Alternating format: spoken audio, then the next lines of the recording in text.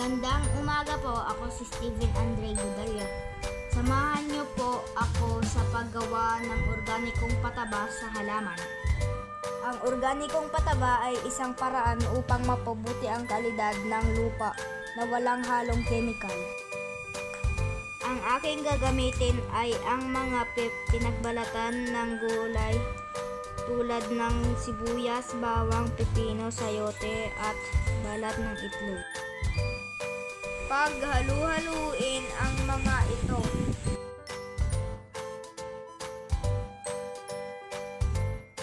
Naglagay na rin ako dito ng kaunting lupa.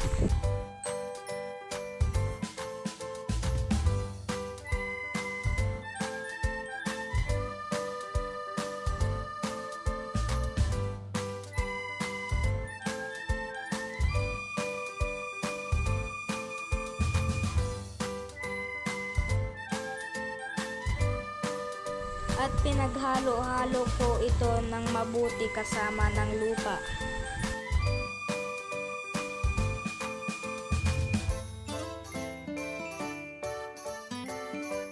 Naglagay din ako dito ng dinurog na balat ng itlog. Hinalo-halo ko hanggang sa magpantay ang mga ito. At pagkatapos nilagay ko na ang mga ito sa pinutol na bote ng Wilkins.